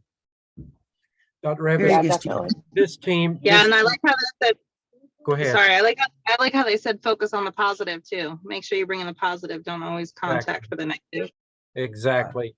But they have done an excellent job unpacking every component of the skip and the cap. I mean, I saw those two whole evidences unpacked, and then again, taking the components of the teacher working condition survey as it relates to those evidences, and you've applied it to the school. An action plan, because you identified what the potential barriers or problems were, but you had excellent solutions in place. Team, excellent job. I could go on and on, but we don't have the time on that. Well, I just want to say overall, Dr. Seban, what excites me is that every team started out with a school profile. Mhm. Then they unpacked that competency, and then they started looking at data. Guys, I don't care what you do, what new thing you start doing, always start with your data. How do you know if it's working if you don't have that baseline and you don't monitor it and measure it? I can't tell you the number of programs that I have implemented when I was principal, implemented programs trying to find, as I think Nairi said, the next best thing. And we didn't gather baseline data. We didn't know if it was effective or not. So we threw it out the window. Always collect data. And that gives you a good direction of where you need to go and what programs may fit and meet your need. I think this group's ready to go be principals, don't you? I know they are. And if I could honestly, and I'm not saying this just to say it, I've taught 605 several times. Dr. Revis and I have done this several times. These are the best presentations I have ever had. You need to save this recording when I send it out.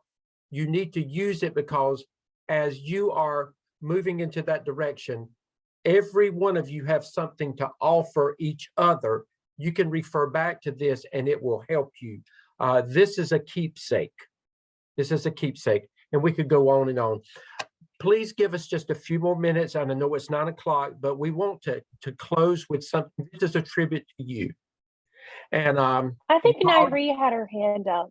Okay, Nairi, I'm sorry. It's okay. I'll make it real quick. I got a question for Emma. I don't really know much about Remind. I used it a couple of times and I did not care for it. And I know that a lot of people think Class Dojo is just for elementary school. But I know that with Class Dojo, because that's what we use at our middle school. Right. The parents are involved and they can change it to like 60 something different languages. Yeah. And it'll come, you can communicate in English. They can get it in their language. When they communicate back, it'll come back to us in English. So I don't know if Remind switches the language for you, but it does. It does. Oh, it does. But that's something great to take back, because I don't know that we love Remind either. We have a district license for it, so we use it. But that's something that would be really cool to bring to the school improvement team. So I'll look into that. Thank you. Class Dojo is free. It's been free for a long time, and it's not babyish. Like, you don't have to use it for the points and all that jazz. But for parent communication, it has worked wonderfully for us this year. Perfect. Thank you so much, Larry. And if you do want to use it for point systems, you can, because that feature is still built in, though. That's great, Stephen. That's it.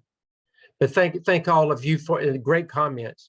But we want to end with a tribute to you, Revis. When I get started, just all I want to hear from you is we can hear it. That's all I want to hear you say. Okay. But, Yes, sir. your family together if they're around you, because we'd like for them to be a part of this too. Okay, give me a second.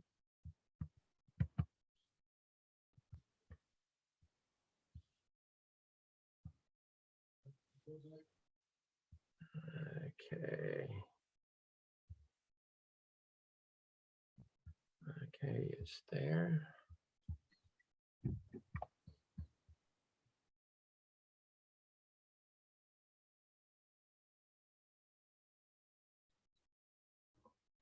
Slideshow at the top. Okay, I am. I've got to see where I started. Yes. Oh, there. Okay, got you. From beginning. Okay.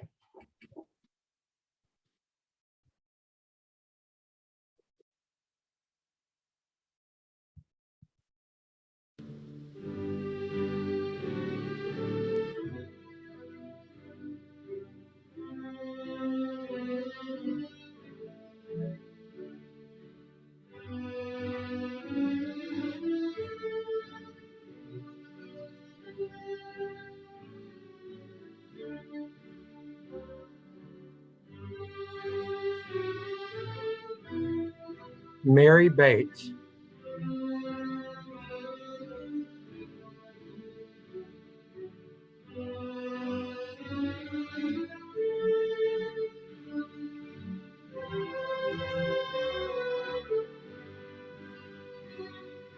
Stephen Cox.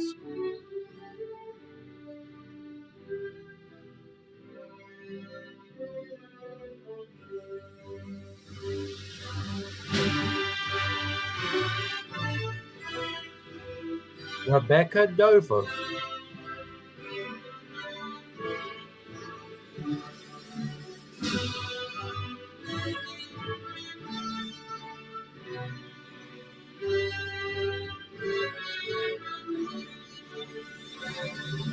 Matt Harris.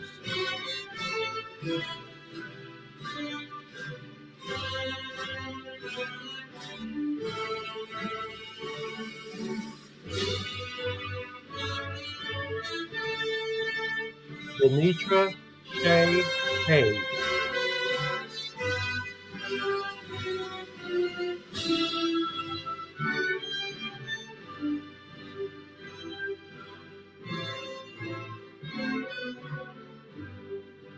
Nari Henderson.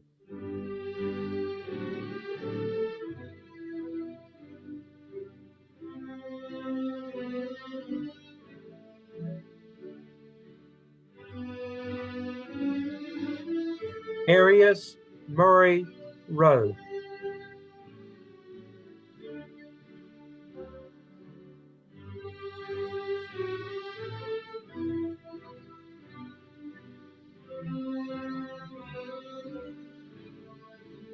Erica Phipps.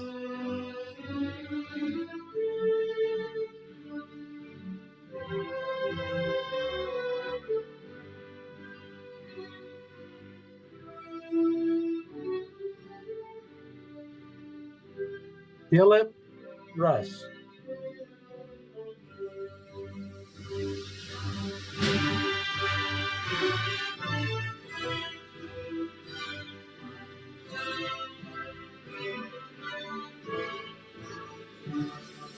Sasha Scott.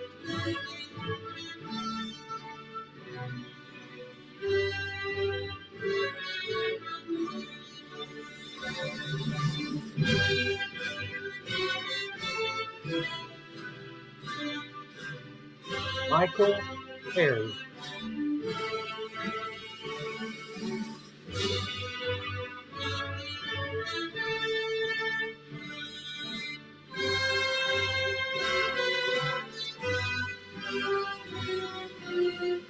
Emma Willis.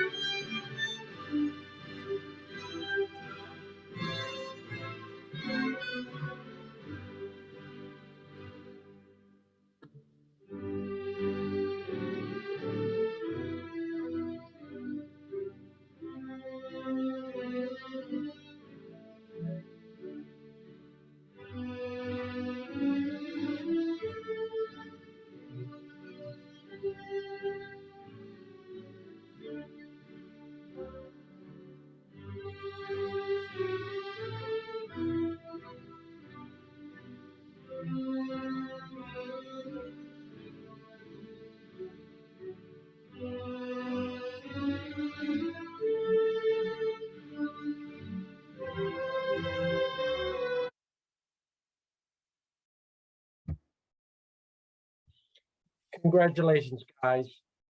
We're gonna miss you. But we wish you- Congratulations.